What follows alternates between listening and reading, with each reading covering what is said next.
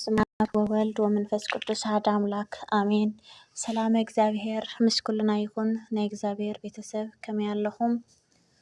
እንኳዕ ኣብፅሕኩም ኣብፅሕና ንሕዳር ጽዮን ኣዴና ቅድስቲ ድንግል ማርያም ኣቁራሪተ መዓት ሰኣሊተ ምሕረት ቅድስቲ ድንግል ማርያም ኣዴና ክብሪ በዓላ ዓመታዊ ክብሪ በዓላ እዩ። እንኳዕ ኣብፅሕኩም እናበልኩ ካብቲ ብዙሕ ብውሕድ ንእሽተይ በረከት ንኽካፈል ናይ እመብርሃን ኣዴና ቅድስቲ ድንግል ማርያም ቅዱሳን ኣቦታትና ዘመስገንዋ ንእሽተን ስነ-ጽሑፍ ከም በልኩም እየ። ናይ ኣዴና ቅድስቲ ድንግል ማርያም ኣማላድነት ምስ ኩልና ይኹን። ጀሚረ ሻብ ዝፍፅም መሳይ ክፀንሑ ብትሕትና ይላቦ። ብድጋሜ እንኳዕ ኣብፅሕኩም። በስመ ስላሴ በስመ አብ ወወልድ ወመንፈስ ቅዱስ አሐዱ አምላክ አሜን።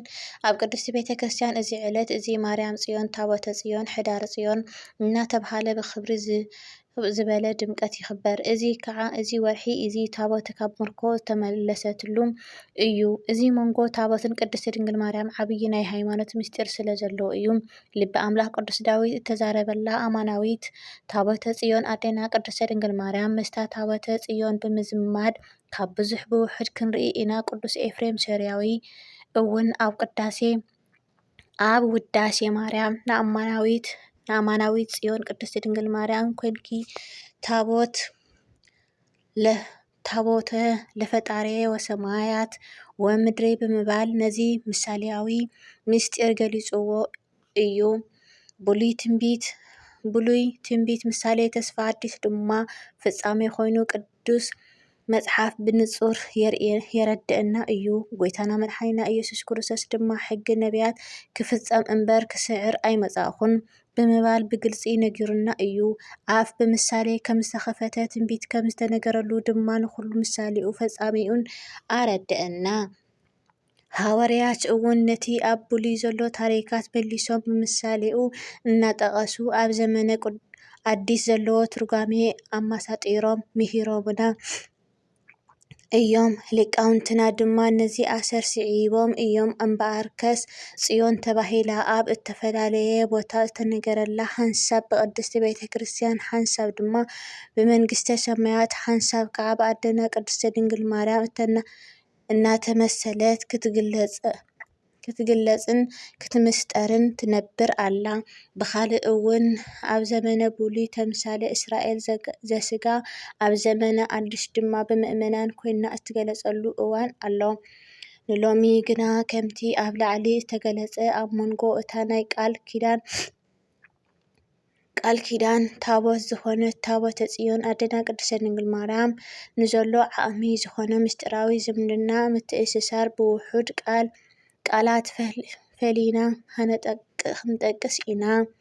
ኣዴና ቅድስቲ ድንግል ማርያም ጽዮን ተባሂላ ትጽዋዕ ብምኽንያት ከዓ ጽዮን ማለት እንባ መጸግዒ ማለት ከም ዝኾነ ኣዴና ቅድስቲ ድንግል ማርያም እምባናን ጸግዕናን ስለ ዝኾነት እዩ። ብሓቂ ንዝኣመነ ንሳ ናይ ስጋን ነፍስን ናይ ሓጥኣን ጻድቃንን እምባ መጸግዒት እያ። ቅዱስ ዳዊት ኣዴና ቅድስቲ ድንግል ማርያም ኣማናዊት ጽዮን ምዃና ተዛሪቡ ከሎ ኣቐዲሙ መሰረታ ዓበይትን ቅዱሳንን ኣበው ምዃኖም እዩ ነጊሩና። መዝሙረ ዳዊት ምዕራፍ 87 ፍቅዲ 1 ካብ ኣዳም ጀሚሮም ከዓ እኒ ኣብርሃም ይስሐቅ ያዕቆብ ዳዊት ኩሎም ኣበው ነቢያት ኣቦታትና ናይ እግዚአብሔር ሰባት ቅዱሳን እዮም። ኣብቲ ዘመነ ጸልማት ዝኾነ ዘመነ ፍዳን ኩነኔን ሕግን ፍቓድን እግዚአብሔር ብምፍጻም ነቲ እተወሃበ ተስፋ ድሕነት ብዓብይ ሃንቀውታ ዝጽበዩን ዝልሙኑን ሱባኤ እናቆጸሩ ትንቢት እናተዛረቡ ምሳሌታት እናመሰሉ ዝጸንሑ እዮም። ብርሃነ ዓለም ቅዱስ ጳውሎስ እውን ናታቶም ብምዝካር እዩ ኣምላኽ ብዙሕ ሳዕን ብብዙሕ መገድን ቀደም ንኣቦታትና ብነቢያት ገይሩ ተዛረቦም ክብል በብዘመኑ እግዚአብሔር ንዝገለጸሎም ሕብሪ ትንቢትን መእተዊ መልእኽቲ ዕብራውያን ዝገበሮ። ዕብራውያን 1:1 ቅዱስ ዳዊት መሰረት ኣዴና ጽዮን ካብቶም ቅዱሳን ምዃኑ ድሕሪ ምጥቃስ ልዑል እግዚአብሔርና ኣነ ብዝምልከት ካብ ኩሎም ማሕደራዊት ንልዑል ንደገታት ጽዮን ከም ዘፍቀረ ንዓኣ ከም ዝሓረየ ኣብ ትንቢታዊ መዝሙሩ ኣስፊሑ ገሊጹ እዩ። እዚ ትንቢት ከዓ መጋቢ ኣዲስ ቅዱስ ገብርኤል ንእመ ብርሃን ወላዲተ ኣምላኽ ነቲ ካብ ኣዳም ጀሚሮም ደቂ ሰባት ክውለዱ ከድሕኖምን ተስፋ ንዝገበረሎም ኣምላኽ ከም እትወልድ ኣብ ዘበሰረሉ እዋን ዝጠቐሶ እዩ። ንሱ ዓብይ ክኸውን ወዲ ልዑል እውን ክበሃል እዩ። እግዚአብሔር ኣምላኽ ድማ ዙፋን ኣቦ ዳዊት ክህቦ እዩ። ንሱ ኣብ ቤተ ያዕቆብ ንዘላለም ክነግስ እዩ። መንግስቱ ከዓ መወዳእታ የብላን ብምባል እዩ ንኣዴና ነጊርዋ። እዚ ቃል እዚ ረቂቕ ምስጢር ተዋህዶ ዝገልጽን ካብ እግዝእትነ ማርያም ዝወለድ መድኃኒተ ክርስቶስ ኣምላኽ ወልዲ እግዚአብሔር ኣምላኽ ብተዋህዶ ኣምላኽ ፍጹም ሰብ ድማ ፍጹም ኣምላኽ ከም ዝኸውን ዝነግርን ከምቲ ኣብ ትንቢት ዝተነገረ ካብ ወገነ ዳዊት ካብ እትወልድ ድንግል ፍጻሜ ከም ዝርከብ ኣነጺሩ ዘረድእ እዩ። ኣደና ቅድስቲ ድንግል ማርያም እቲ ትንቢት ምስ ተፈጸመ ብመንፈስ ቅዱስ ተመሪሓ ካብ ሕጂ ኩሎም ወለዶ ብጽእቲ ክብልኒ እዮም ከም ዝበለቶ ቅዱስ ዳዊት እውን ነዚ ፍጻሜ እዚ ኣቐዲሙ ብምርዳእ ምስጢራዊ ትንቢት እናዘመረ ድሕሪ ምጽናሕ ኣደና ጽዮን ክብል ጸውዓ። ኩሉ ሰብ ድማ ከምኡ እምነ ጽዮን ይብል ሰብአ ብምባል ከም ዝጸውዓ ትንቢት ተዛረበ። ብምኽንያቱ ኣብ ዝገለጸሉ ድማ ትሕት ኢሉ ሰማያዊ ኣምላኽ ብተዋህዶ ካብኡ ሰብ ስለ ዝኸውን ካብኡ ሰብ ተወለደ ብምባል ወልዲ እጓለ እምህያው ክርስቶስ ካብኣ ከም ዝውለድ መብርሂ ትንቢቱ ተዛረበ። ክንደይ ደስ ዝብል ቃልን ምስጢርን እዩ። ነዚ ምስጢር እዚ ንኣቦታትና ዝገልጽ እግዚአብሔር ምስጋና ይኹኖ። ቅዱስ ጳውሎስ እውን ትንቢት ጠቒሱ መድኃኒት ክርስቶስ ካብ ጽዮን ከም ዝርከብ ጠቒሱ ኣሎ። ከምቲ ጽሑፍ መድኃኒት ካብ ጽዮን ክመጽእ እዩ፣ ካብ ያዕቆብ ከዓ ረሲአን ክርሕቕ እዩ። ሓጢኣቶም ምስ ኣርሐቕኩ ኪዳነይ ምሳታቶም እዚ ክኸውን እዩ ዝብል ብዘሎ እስራኤል ክድሕን እዩ ድማ ይብል ሮሜ ምዕራፍ 11 ካብ 26-27 እቲ ዝውለድ ኣምላኽ ትስብእታዊ ልደት ካብ ዘርኢ ዳዊት ካብ ዝኾነት ቅድስቲ ድንግል ማርያም ስለ ዝኾነ ንዳዊት ኣቦኡ ነዚ ተስፋ ብመንበር መሲሉ ኣነጺሩሉ ስለ ዝነበረ ድማ ቅዱስ ገብርኤል ከበስራ ከሎ ዙፋን ዳዊት ኣቦኡ ክህቦ እዩ ብምባል ነቲ ኣቐዲሙ ዝተውሃበ ተስፋ ትንቢት ካብኣ ብዝውለድ ኣምላኽ ከም ዝፍጸም ብትሕትና ነጊርዋ። ስለዚ እዩ ድማ ወንጌላዊ ቅዱስ ማቴዎስ ወለዶ ጎይታ ክጽብጽብ ከሎ ወልደ ዳዊት ወልደ አብርሃም ኢሉ ዝጀመረ።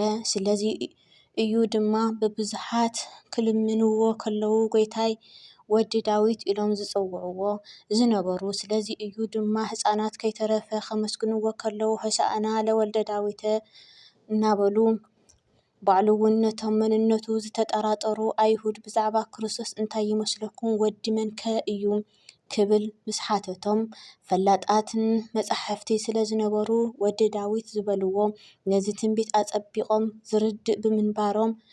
ዝርድኡ ብምንባሮም እዩ።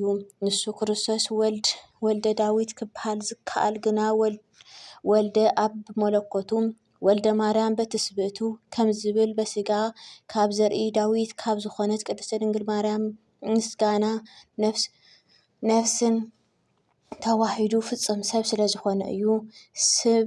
ሰብ ኣዴና ጽዮን ከም ዝብል ትንቢት እተዛረበ ቅዱስ ዳዊት ደጊሙ እውን እስመ ሃረያ እግዚአብሔር ለጽዮን ወኣበደራ ከመ ትኮኖ ማህደሮ ዛቲ እቲ ምዕራፈየ ለዓለም ዘየአህድር እስመ ህሬክዋ እግዚአብሔር ንጽዮን ሓሬዋ እዩ እሞ ምሕደሪቱ ክትከውን ድማ በሃጋ እዚኣ ንሓዋሩ መዕረፊተይ እያ መሪፀያ እየ እሞ ካብዚኣ ክሓድር ኣብዚኣ ክሓድር በትር ኢሉ ኣሎ። እዚ ድማ ምሕደሪቱ ክትከውን ዝመረፃ ኣብ ማህፀና ተወሲኑ ንዝሓደረላ ኣዴና ቅድስቲ ድንግል ማርያም ዝተዘረበ ትንቢት እዩ። እዚ ከዓ ንሱ ዘለኣለማዊ ኣምላኽ ከም ዝኾነ ንሳ ድማ ንዘለኣለም ወላዲተ ኣምላኽ ተባሂላ ከም እትፅዋዕ ዘመልክት እዩ።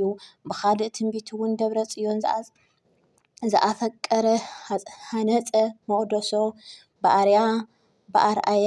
በኣርያም ወሰኣረረ ውስተ ምድሪ ዘለኣለም ነታ ዘፍቀራ ከረን ጽዮን ግና ሓረያ ንመቅደሱ ከምታ ኣርያም ሃነፀ ንዘለኣለም ኣብ ምድሪ ሰረታ ብምባል ደጊሙ ብዛዕባ ናይ ኣዴና ቅድስቲ ድንግል ማርያም ጽዮን ኣመስጢሩ ተነቢዩ ነበረ።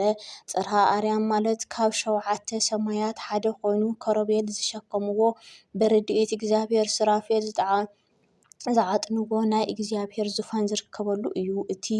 እዚ ዙፋን ከዓ ብ7 ናይ እሳተ መንጦላኦት መጋረጃታት ዝተሸፈነ እዩ። ስለዚ እዩ ድማ ቅዱስ ያሬድ ንኣዴና ቅድስቲ ድንግል ማርያም ኣብ ዝወደሰሉ ኣብ ናይ አንቀጸ ብርሃን ድርሰቱ ከምቲ ኣብ ሰማይ ዘሎ ጽርሐ ማርያም ንስኺ ኣብ ምድሪ ኣርያም ኮንኪ ብምባል መሲሉ ዘመስግና። ቅዱስ ዳዊት እውን ነዚኣ ኣርያም ኢሉ ዝጠቐሶ ትንቢት ንኣዴና ምዃኑ ነስተውዕል። ዘለኣለማዊ ድንግልናኣ ኣብ ዝገለጸሉ ትንቢት እውን ደጊሙ ከምዚ ይብል ተሰብሖ ኢየሩሳሌም ለእግዚአብሔር ወሰብሖ ለአምላክየ ጽዮን እስመ አጽንዐ መናግስተ ኖሆተ ኦ ኢየሩሳሌም ንእግዚአብሔር አመስገኒ ኦ ጽዮን ንኣምላኽኪ ወድሲ መሃርሃር መዓጽኪ አጽንዒ። እዚ ቃል ድማ እዚ ዘለኣለማዊ ድንግልናኣ ምስ ተመስከረ ነቢይ ሕዝቅኤል ዝስማዕማዕ ትንቢት እዩ። ሕዝቅኤል 44:1 ኣዴና እውን ነፍሰይ ንእግዚአብሔር ትሕውዮ መንፈሰይ ከዓ በኣምላኸይ በቲ መድሃኒየ ድባህ ይብላ ብምባል ትንቢት ኣባ ቅዱስ ዳዊት ምላሽ ሂባትሉ እያ። ናይ ነቢያት ናይ መንፈስ ምዝርራብ ፍጻሜ ትንቢት ክንደይ ዘደንቕ እዩ። ታቦተ ምሕደሪ እግዚአብሔር ከም ዝኾነ ኣዴና እውን ምሕደሪት እግዚአብሔር እያ። እግዚአብሔር ኣብ ታቦተ ጽዮን ኮይኑ ክብሪ ክገልጽ ዓብይ ተኣምራት ከርኢ እንከሎ ኣብ ልዕሊ ታቦት ብርድኢት ሓዲሩ እዩ።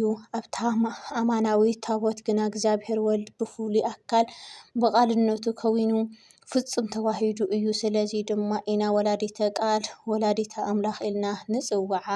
ታቦተ ጽዮን ናይ ቃል እግዚአብሔር ምሕደሪ ከም ምዃና ኣዴና ቅድስቲ ድንግል ማርያም እውን ናይ ንኣካላዊ ቃል ንእግዚአብሔር ወልድ ምሕደሪ ትኾነቶ ናይ ድርሰት ጸጋ ዝተውሃቦ ናይ መንፈስ ቅዱስ በገና ተባሂሉ ዝፍለጥ። ቅዱስ ኤፍሬም ነዚ ዘረድእ ኩሉ ኮንኪ ታቦተ ለፈጣሪየ ሰማያት ወምድሪ ጸርክዮ በከርስቺ ተስዓተ ኣዋርህ አንቲ ማእመንተ ለዘአያገምርዎ ሰማያት ወምድር ኢሉ ነይሩ። ትርጉም ከዓ ኦ ድንግል ማርያም ሰማይ ምድርን ንዝፈጠረ ኣምላኽ ንዕኡ መሕደሪኡ ኮይንኺ 9 ወርሒ 5 መዓልትን ኣብ ማሕደረ ማህፀንኪ ጨርክዮ ኦ ድንግል ማርያም ድንግለ ሰማይ ምድርን ዘይውስንዎ ኣምላኽ ንምውሳን ዝተኣመንኪ ንስኺ ኢኺ ዝብል እዩ።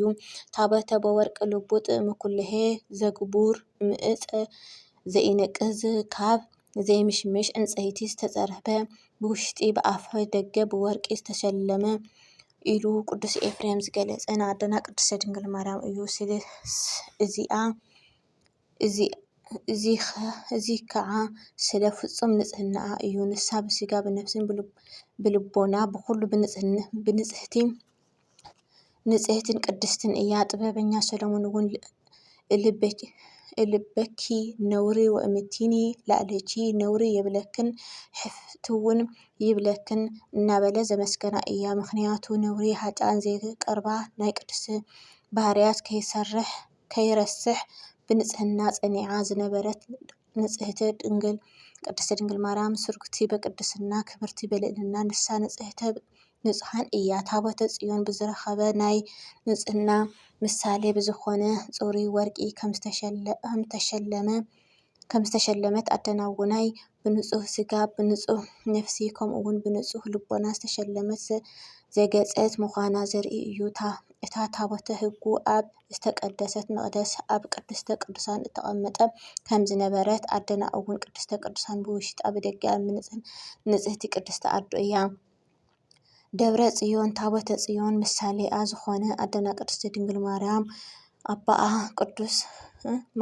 ኣባኣ ቅዱስ ዳዊት ከም ዝተነበየላ ንዓኣ ዝፈቱ ዘኽብርን ኣደና ጽዮን እናበለ ክጽዋዓ ክነብር እዩ። ንዓኣ ዘኽብር ንርእሱ የኽብር ጸጋ ኣብ ልዕሊ ጸጋ ድማ ይወስኸሉ። ጎይታና መድሓኒና ኢየሱስ ክርስቶስ እውን ኣብ ክዳና ኮይኑ ንኣደና ንኽቕበለልና ንቅዱስ ዮሃንስ እዩ መሪፅዎ። እቲ ሕሩይ ሓዋርያት ንኣደ ኣምላኽ ዝተረከበ ስፍራ ንድሕነት ዓለም ኣብ ዝመረፆ ቀራንዮ ኣብ መልዕልተ መስቀል ከሎ እዩ። ኣደና ምእንቲ ክንብላ እቲ ትንቢት ፍጻሜ ክረክብ ድማ በቲ ህይወት ዝህበሉ ቃል እንሆ ኣዴኻ ከዓ በሎ። ዮሃንስ 19:27 ዮሃንስ 19:27 እግትየ ለጽዮን ንጽዮን ክበብዋ እገትዋ ለጽዮን ክበብዋ ኢሉ እቲ ቅዱስ ነቢይ ነቲ ሕጊ ቃላት እግዚአብሔር ዝተጽሓፈላ ናይ እስራኤል እምባ መጸግዒት ንዝነበረት ታቦተ ጽዮን ሌዋውያን ካህናት ከቢቦም ውዳሴ የቕርቡላ ምስ ኣምላኽ የራኽብዋን ከም ዝነበረ ሎምውን ካህናተ ምእመናን ካብ ርሑቕን ቀረባን ተኣኪቦም ነታ ኣማናዊት ታቦተ ጽዮን ቅድስቲ ድንግል ማርያም ብማህሌተ ብዝማሬ በቅኔ ብቅዳሴ ብውዳሴ የኽብርዋ ኣለዉ። እቶም ንዓኣ ዘመስግኑን ዘኽብሩን እስራኤል ዘስጋ ካብ እግዚአብሔር በረከት ጸጋ ከም ዝረክቡ ሎሚ ድማ ምሳሌኦም ወሲዶም ብናይ ኣዲስ ክብሪ ንኣዴና ዘኽብሩ ኩሎም ዝለዓለ ክብርን ጸጋን ምስታፎም እሙን ነገር እዩ። ስለዚ ድማ ደቃ ኮይና ኩልና እምባ መጸግዒት ጽዮን ምዃና ክንኣምን ከለና ከምቲ ቅዱስ መጽሓፍ ዝነግረና ኣደና ጽዮን ኢልና ንዘምረላ ንውዳሴኣን በረከት ኣደና ቅድስቲ ድንግል ማርያም ወላዲተ ኣምላኽ ጽዮን ኣደና ምስ ኩላትና ህዝበ ክርስቲያን ይኹን። ወስብሐት ለእግዚአብሔር ወለወላዲቱ ድንግል ወለመስቀሉ ክቡር አሜን። ከምዚ ንዓመታ ብሰላም የጽንሐና።